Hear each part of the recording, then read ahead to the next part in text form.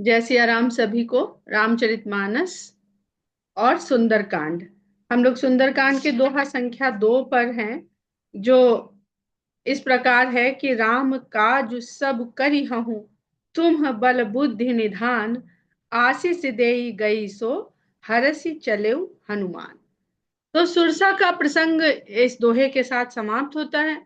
लेकिन जितना छोटा सुरसा का प्रसंग पढ़ने में लगता है, उसके उतने ही गहरे अर्थ हैं।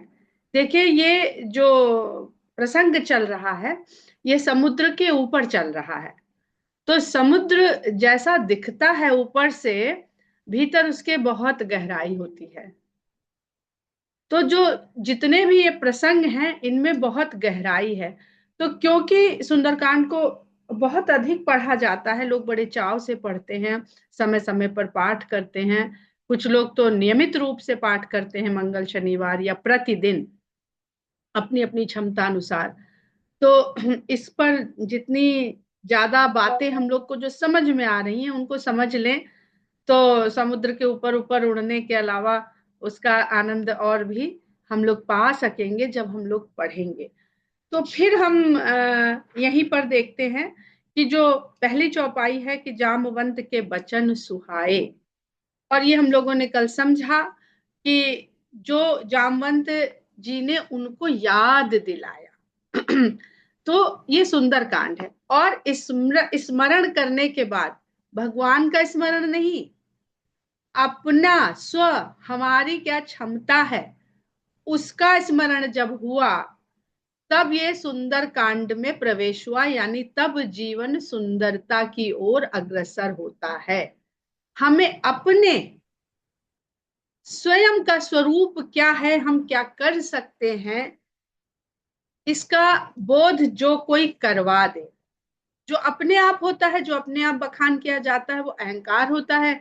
इसके लिए भी बहुत सारा विस्तार में प्रसंग परशुराम जी का मानस में जिसका उल्लेख किया हुआ है। उन्हें अपना इतना ज्यादा स्वरूप का बोध था, लेकिन उसमें उनकी शक्ति थी, सामर्थ्य थी, क्षमता थी, क्रोध था, अहंकार था, कल्याण भी था। लेकिन उस सब में क्रोध और अहंकार बहुत था। रावण को भी अपनी क्षमताओं का बोध है, उसमें कल्याण कहीं नहीं है, उसमें स्व का कल्याण है। परशुराम जी के कल्याण में पूरी धरती का कल्याण निहित है, कि जितने अत्याचारी हैं उनको हमें दंडित करना है, उनका वध करना है। तो कल्याण की ही भावना थी। लेकिन साथ में क्या लग गया था? क्रोध और अहंकार लग गया था। और हनुमान जी को जब हम देखते हैं, तो हनुमान जी को तो बोध ही नहीं है, भूल चुके हैं। तो जो हम लोग जैसे साधारण मन, हमने कहा ना कि वानर जी में, हनुमान जी में चारों वर्ण विद्यमान हैं। वर्ण से बाहर जो हैं, ये चार वर्ण हमारे यहाँ जो ब्राह्मण क्षत्रिय वैश्य शूद्र, उसके अलावा जो जंगलों में रहते हैं लोग, उनको तो हम लोग अपने वर्णों में शामिल ही नहीं करते। जिनको हम लोग कहते हैं कि जनजाति हैं, इनका तो काम ही है बस कि किसी तरह से अपना भोजन इत्यादि की व्यवस्था करें और अपना जीवन यापन करें। यानी पशुओं से थोड़ा सा श्रेष्ठ जीवन उनका रहता है बस। तो हनुमान जी के भीतर वो भी है। तो पृथ्वी पर कोई ऐसी सृष्टि नहीं है जिसको हनुमान जी के द्वारा भगवान की भक्ति को प्राप्त करने का अधिकारी वो है, इसका संदेश न मिलता हो। खाली जो भूले हुए हैं, उसकी स्मृति को हमें कर लेना है। अब स्मृति होती है तो शक्ति सामर्थ्य सब हमें पता होता है, और बड़े बल बुद्धि के निधान है, ये भी हम लोगों ने कल समझा। तो जब हम लोग अपने को भूले रहें, अपने स्वरूप को भूले रहें, वो असुंदर है। और जब हम अपने स्वरूप को जान लें, वही जीवन की सुंदरता है। लेकिन उस सुंदरता में अहंकार का मुकुट नहीं चढ़ जाए। अगर मुकुट चढ़ गया तो फिर वो कैसा विकराल भयंकर हो जाता है, रावण की तरह। तो उसमें क्रोध और अहंकार, बस अहंकार के साथ बहुत सारे छत्र आ जाते हैं तरह तरह के। तो वो ब्राह्मण होकर भी वो अहंकार का मुकुट धारण किए हुए हैं। परशुराम जी कोई मुकुट नहीं धारण किए हुए हैं, पर उनके चेहरे पर ही क्रोध का आवरण चढ़ा हुआ है, आंखें अंगार उगलती हैं, वाणी कैसे कैसे कठोर शब्द बोलती है।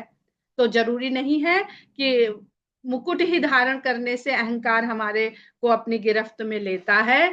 हमारा जो मुख, वो भी हमारे अहंकार का स्वरूप हो सकता है, हमारे भीतर के अहंकार का। तो हनुमान जी जो देखने में, देखिए तो जो राज रानी जी ने बताया कि भाई उनका स्वर्णाकार, अगर आप वानर के शरीर को देखें तो उसमें उसके जो रोए होते हैं वो स्वर्णिम होते हैं, धूप में चमकते भी हैं। और बड़ा ही सुंदर उन्होंने बताया कि वो चतुर्भुज है, वो पशु नहीं है, उनको पशु समझने की भूल न की जाए। यद्यपि पशु भी भगवान के भक्ति के उतने ही अधिकारी हैं, पशु और पक्षी, ये भी कथा में बार बार इस तरह के प्रसंग आते हैं। अब देखते हैं हम लोग कि 7 कांड हैं रामचरितमानस में या रामायण में, और दोनों रामायण गेय हैं, गाई जाने वाली हैं। तो गाए जाने के लिए 7 सुर हमारे पास होते हैं। तो 7 सुर हैं, 7 कांड हैं जिससे इसको गाइए। पर गाइए तो इसमें जो सुंदर कांड है, ये 5वां सुर भी है और 5वां चक्र भी है। बताया उन्होंने कि गले गिरीवा है, तो सुर निकलता कहां से है?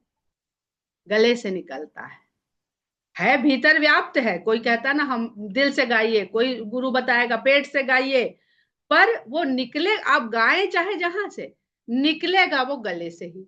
तो ग्रीवा में ही उसको गाए जा सकने का सुर जहां विराजमान है, वो ग्रीवा ही है, गला ही है। तो इसलिए चाहे सातों सुर का गायन क्यों ना करना हो, तो सबसे महत्वपूर्ण ग्रीवा है। और यहाँ सुग्रीव से होते हुए हम लोग हनुमान तक पहुंचे हैं, और उस गले से निकले हुए सुर से वो अपना गाना नहीं गा रहे हैं, वो भगवान की महिमा का गाना गाते हैं। यानी जो कार्य कर रहे हैं वो भगवान की महिमा को स्थापित कर, वो कहते ना ये सब गाएंगे। देखिए बड़ा सुंदर उन्होंने बताया है ना, जब जामवन जी ने, तो उन्होंने कहा कि जो सुनत गावत कहत समझत परम पद नर पावई, और नारद आदि बखानी है। तो वो जो गाया जाएगा वो भगवान का महिमा, भगवान की महिमा गाई जाएगी, हनुमान की महिमा गाई जाएगी। इसलिए हनुमान जी हर्षित नहीं हो रहे हैं। तो बहुत सुंदर कांड में बहुत सुंदर सुंदर गहरे अर्थ भरे हुए हैं। जितनी लहरें हैं उतने ही गहरे हैं, तो समुद्र की लहरें अनंत हैं, तो इसके गहरे अर्थ भी अनंत हैं।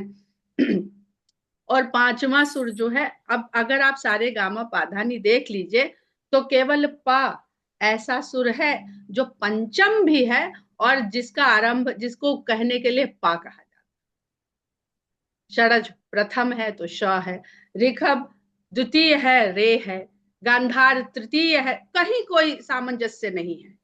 लेकिन जो पंचम है वो पा है, यानी जो स्थान है वही उसका उच्चार भी है।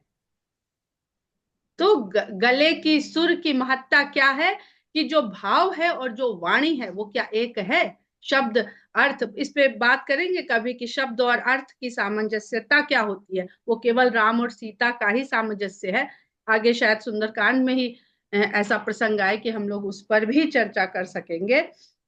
अब पा है, तो पा का स्वरूप क्या है इस पंचम अध्याय में, और इसी के द्वारा हनुमान जी आगे बढ़े हैं।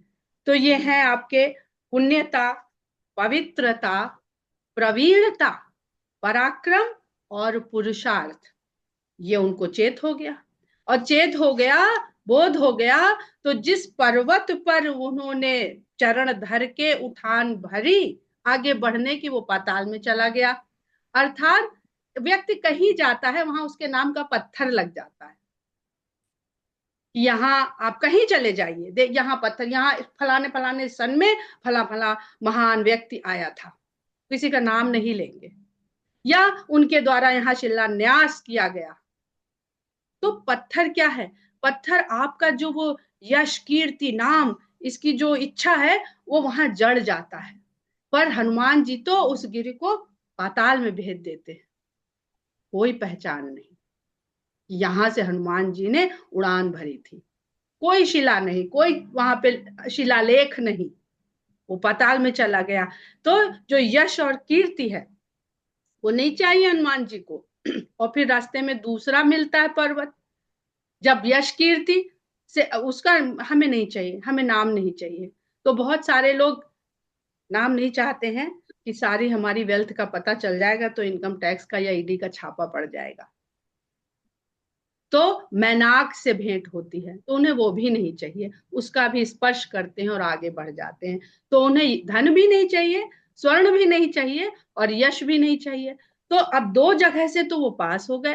तो देवताओं के मन में जब ये शंका हुई कि ये किसी चीज से रुक नहीं रहे हैं, देखें ये कर पाएंगे कि नहीं, क्योंकि मनुष्य जब भक्ति की खोज में भगवान के कार्य के लिए आगे बढ़ता है तो ये भव सागर उसको किस किस तरह से प्रलोभन देता है। तो ये जो पांच पा हैं जिसका उनको बोध हुआ है, इसका शत्रु एक ही है, प्रलोभन। वो तरह तरह से लुभाता है और तुम्हारा बहुत यश नाम कीर्ति होगा। तो सुरसा जो विषय रस के रूप में उनके सामने आती है और विभिन्न विभिन्न रूप देते हुए अपने आकार बढ़ाती जाती है। तो जब कुछ नहीं चाहिए इनको तो वो कहती है कि चलो यश कीर्ति, यश कीर्ति तुम्हें मिलेगी। तो वो जितना जितना यश मिलता जाता है उतना उतना व्यक्ति की इच्छा बढ़ती चली जाती। आदमी छोटा मोटा सभासद हो जाता है, फिर सोचता है विधायक हो जाए, फिर सोचता है मंत्री हो जाए, फिर मुख्यमंत्री हो जाए, नहीं अब तो हम लोकसभा में चले जाएं। ऐसे ही अपने देश में कहीं देख लीजिए, सब जगह। तो जो ये यश कीर्ति का पद का जो बड़ा रूप होता है, लेकिन वो उसको बड़ा मजा आ रहा है सुरसा को कि हम तो इनको और बड़ा दिखा रहे हैं। तो ये कह रहे नहीं, हमारी तो इच्छा भी इतनी बड़ी है, तुमसे पूरी नहीं हो, हम तो इतने बड़े, हमारी इच्छाओं का आकार देखो कितना बड़ा है। और वो दिखा रही है पर वो उदरस्त कर जाएंगी, जो इच्छाएं हैं हमारी वो हमें उदरस्त कर जाएंगी, हमें प्रदान कुछ नहीं करेंगी। और जब बहुत बड़े हो जाते हैं तो वो क्या कहते, वो छोटे हो जाते, भाई हमारी तो कोई है ही नहीं, हमें नहीं चाहिए। और हनुमान जी पूरे समय लंका में बड़े होंगे और छोटे होंगे, तो ये बहुत समझने की चीज रहेगी जो उन्होंने हनुमान जी के लीला के द्वारा ये उन्होंने बड़े होने और छोटे होने का भाव दिखाया है। तो यहाँ पे क्या चीज काम करती है, जब आपको ये पांचों चीज का बोध हो गया और प्रलोभन ने आपको अपनी ओर आकर्षित भी नहीं किया, फंसाया भी नहीं आपको, तो फिर आपके पास शक्ति है, भक्ति है, दोनों चीज मिल गई आपको। शक्ति जामवंत ने याद दिला दी और भक्ति के लिए राम ने भेज ही दिया कि ढूंढ लाओ सीता को। अब युक्ति, तो बिना युक्ति के अगर शक्ति और भक्ति लगाएंगे तो गलत जगह लग जाएगी तो सब बिगड़ जाएगा। तो देखेंगे वो सीता माता के पास कब छोटे हैं और कब बड़े हैं, ये सब उनका उस जो आपके अपने सामर्थ्य को आपने जाना, तो कब, कहा, कैसे और क्या और कितना, ये कैसे करना है, ये हनुमान जी सिखाते हैं। और सुरसा से क्यों बच पाते हैं, क्यों बच पाते हैं, अब देखिएगा। तो सुरसा स्त्रीलिंग है। हम बार बार कहते हैं कि पूरे विश्व में जितना कुछ भी प्रकृति है वो सब स्त्रीलिंग है। जो विषय रस हैं ये सुरसा के रूप में आए हैं। और हनुमान जी किस रस में रंगे और पगे और डूबे हैं, वो है रस राज, राम की भक्ति यानी राम रस। भजन है बड़ा पुराना, अम्मा लोग से सुनते आ रहे हैं कि काम रस त्याग प्यारे, राम रस पगिए। तो जो राम रस में पग जाएगा उसे सुरसा, ये रस अपनी तरफ कभी भी आकर्षित कर नहीं पाएंगे। इसलिए हनुमान जी सुरसा के द्वारा जितने भी रूप उनको प्रलोभन के दिए गए उनसे बचते हुए वो आगे को बढ़ते चले गए। अब यहां पर आगे ही बढ़ते हैं, जब जो ध्यान आएगा हम लोग बात करते चलेंगे कि राम काज सब करी हहु, तुम बल बुद्धि निधान, आशीष देई गई सो हरसि चले हनुमान। जो उनकी परीक्षा लेने आई थी उसने परीक्षा में उनको उत्तीर्ण किया। तो अब पहला चरण कौन सा उत्तीर्ण करना है? प्रलोभन में नहीं फंसना है। अगर प्रलोभन में नहीं फंसे हम, तभी हमको आगे के रास्ते में चलने को मिलेगा। नहीं वहीं वहीं फंसे रहेंगे, वहीं उलझे रहेंगे, पता चला वहीं कहो लौट जाए, कहो गिर जाए, खत्म हो जाए, पतन हो जाता है। तो कहती हैं कि तुम राम का सब कार्य करोगे क्योंकि तुम बल और बुद्धि के निधान हो, भंडार हो। वही जो भक्ति है या जो शक्ति है, भक्ति भी शक्ति है एक तरह की, तो उसके निधान हो और तुमको पता है कि इसका इस्तेमाल कैसे करना है। तो आशीर्वाद दे करके वहां से चली जाती है और उसका आशीर्वाद पा करके हनुमान जी हर्ष के साथ आगे बढ़ते कि एक आशीर्वाद हमको मिला सर्पों की माता सुरसा का। निशिचर एक सिंधु महु रहई, करिमाया नभ के खग गहाई, जीव जंतु जे गगन उड़ाही, जल बिलो की तिन्ह कै परिछाही। अब क्या हुआ? हनुमान जी की छवि देवताओं की नजरों में स्थापित हो गई कि ये बल बुद्धि के निधान है और ये राम का कार्य कर देंगे। तो जब छवि बन गई तो वो छवि को बिगाड़ो, उस छवि को तोड़ो, उस छवि को समाप्त करो। किसी की इमेज बिगाड़ दो, वो लाख अच्छा हो, हमको वो फिर अच्छा नहीं लग सकता। आजकल सोशल मीडिया में बहुत बड़ी बड़ी कंपनियां इस कार्य को प्रोफेशनली कर रही हैं, लोगों की छवि बनाने का काम करती हैं, करोड़ों रुपया लेती हैं इस बात का।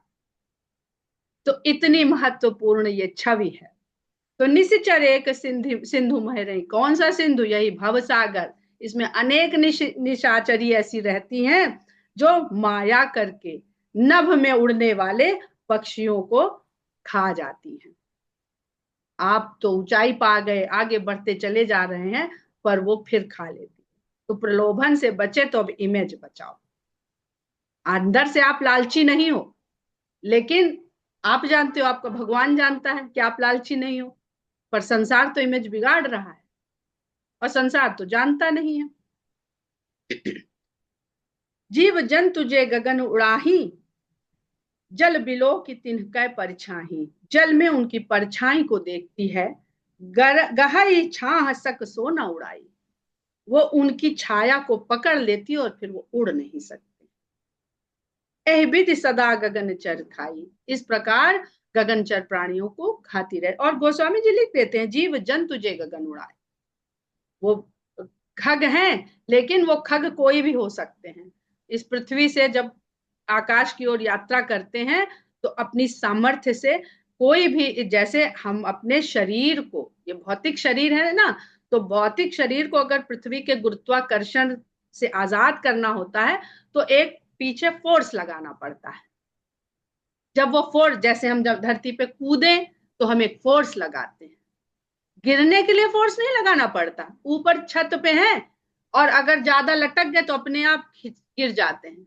लेकिन अगर धरती से 6 इंच भी ऊपर हमें उठना है तो हमें एक फोर्स लगाना, हमें स्वयं, या तो फिर कोई हाथ पकड़ के खींच ले, तब तो बात ही दूसरी है।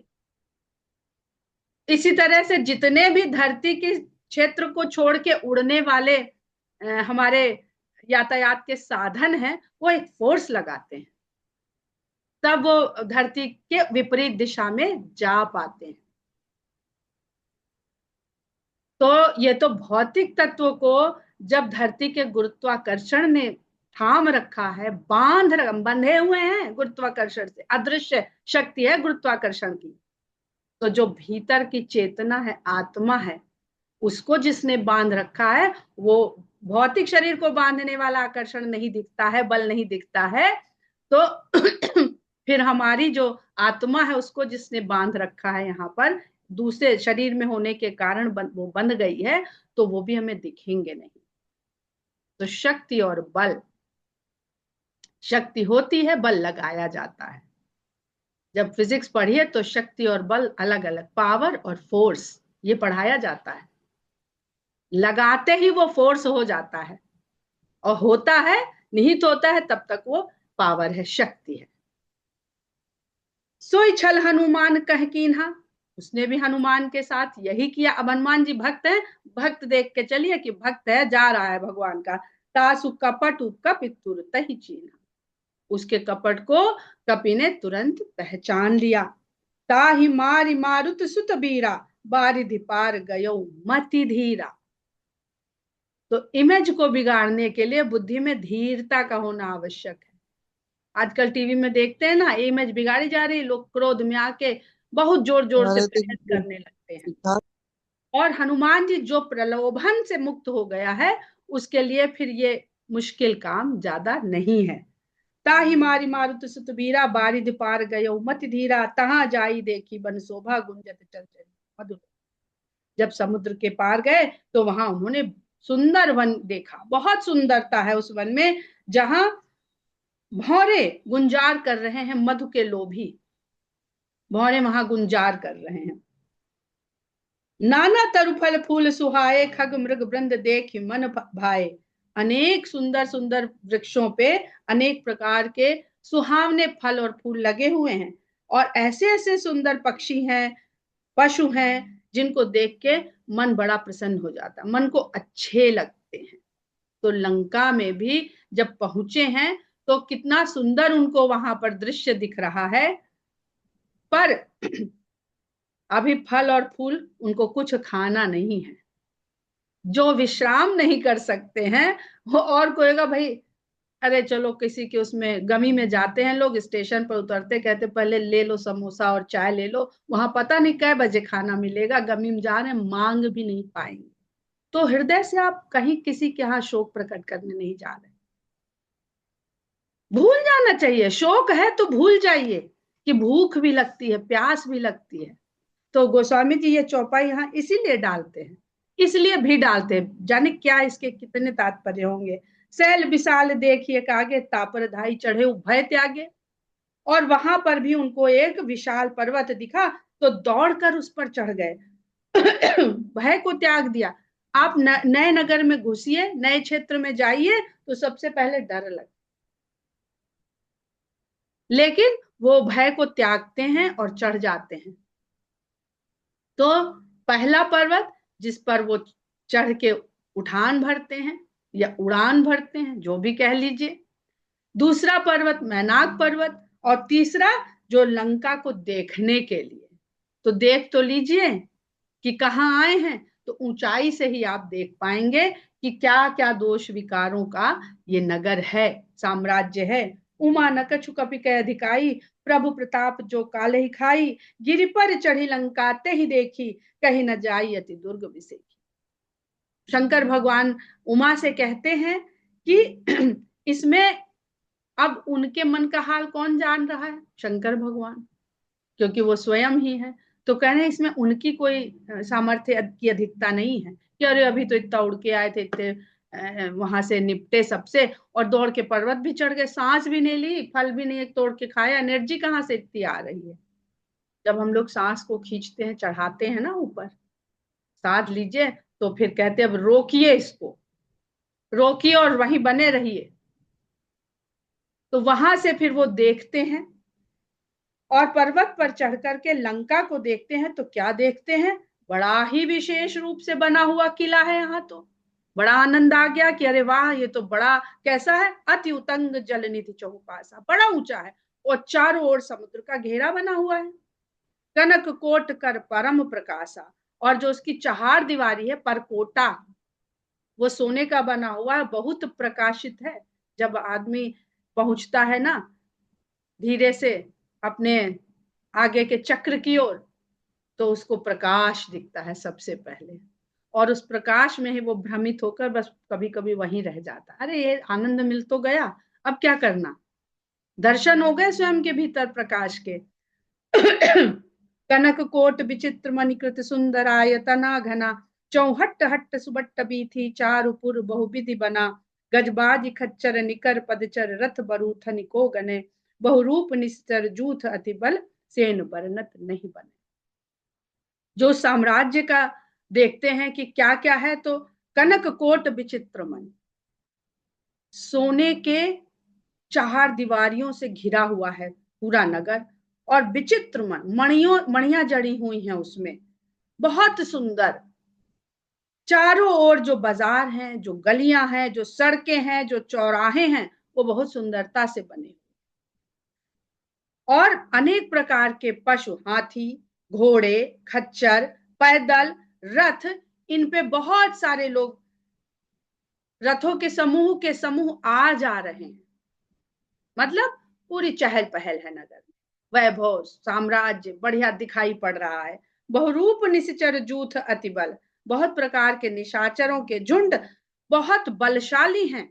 जो ऐसी सेना वहां से देखी हनुमान जी ने, जिनका वर्णन नहीं करते बनता है। वन बाग उपवन बाटिका सरकूप बापी सोहन। अब दूसरी तरफ दृष्टि घुमाते हैं। एक तरफ देखा तो रावण का समृद्धि, साम्राज्य, बल, शक्ति, सैन्य बल, ये देखा।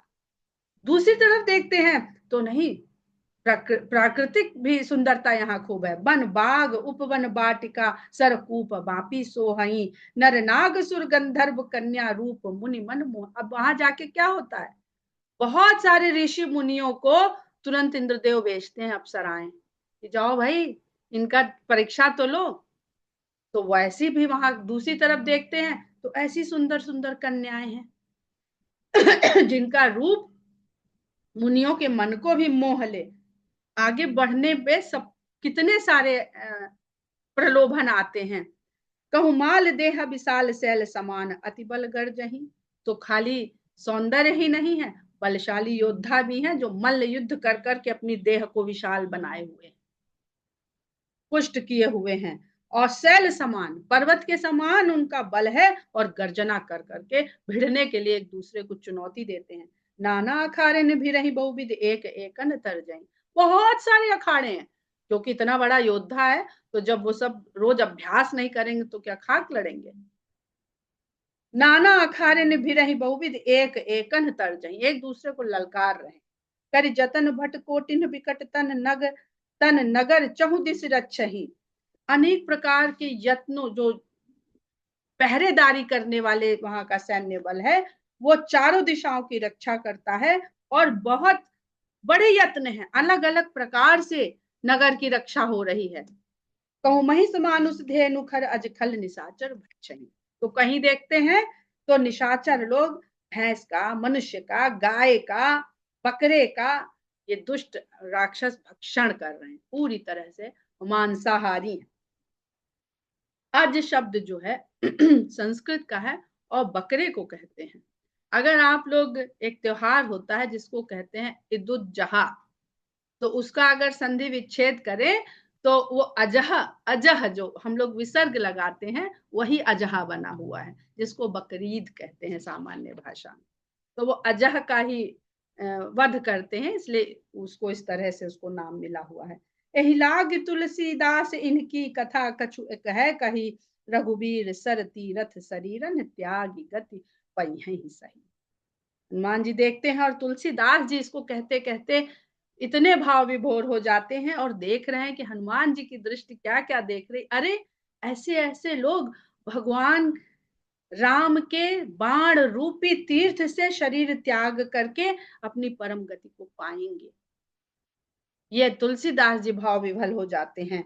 यही लाग तुलसीदास, इसलिए तुलसीदास इन लोगों की कुछ कथा बताते हैं। और तीर्थ का अर्थ क्या होता है, वो स्थान जहां पर जाने से आपका तारण हो जाए, उस स्थान को तीर्थ कहते हैं। तो हम वहां अपने तारण के लिए जा रहे हैं या पर्यटन के लिए जा रहे हैं, वो शरीर भी हमारा तीर्थ हो सकता है यदि हम इस भाव से अपने शरीर के ही भीतर यात्रा करें, क्योंकि साधन यही है। पुर रखवारे देख बहु कपि मन कीन्ह विचार। अभी इतने पहरेदार घूम रहे हैं, तो वही युक्ति, युक्ति तो लगाओ, बहुत शक्ति है, तो क्या भिड़ जाओगे जाके सबसे। कपि मन कीन्ह विचार, अति लघु रूप धरऊ निसि नगर करूं पैसार। मैं अति लघु रूप धरूं और तब नगर में प्रवेश करूं। अब यहाँ पर कब बड़ा होना है कब छोटा होना, ये सुरसा ने उनकी परीक्षा ले ली है। वाइवा में सामने, वहां जो कॉपी पे थ्योरी पे लिखा है वो तो लिखा है, लेकिन वाइवा में पूरी पर्सनालिटी देख लेता है एग्जामिनर, कि बोल रहा है तो कॉन्फिडेंस कैसा है, इसको अपने सिद्धांत का पूरी तरह से पता है, कहीं दूसरी जगह अप्लाई करने की इसके अंदर क्षमता है कि नहीं, खाली सिद्धांत रट के लिख तो बहुत बढ़िया आया उत्तर पुस्तिका पे और नंबर भी पा जाएगा। तो सुरसा सुरसा जी यही सब परीक्षा करके, क्योंकि बल से थोड़े ना सारे कार्य सिद्ध होते हैं। शक्ति, भक्ति, युक्ति यानी आपकी सामर्थ्य, भगवान की कृपा, और इन दोनों को कैसे हम अपने जीवन में कब कहाँ अप्लाई करें। खाली भक्ति करके बैठ जाएंगे तो भी नहीं होएगा, भगवान ने शक्ति दी है भाई। तो यहीं पर हम लोग आज दोहा संख्या 3 पर विराम लेते हैं। बहुत धीरे धीरे सुंदरकांड को हम लोग पूरा रसास्वादन करते हुए आगे बढ़ेंगे और आनंद लेंगे। जय सिया राम। Yes.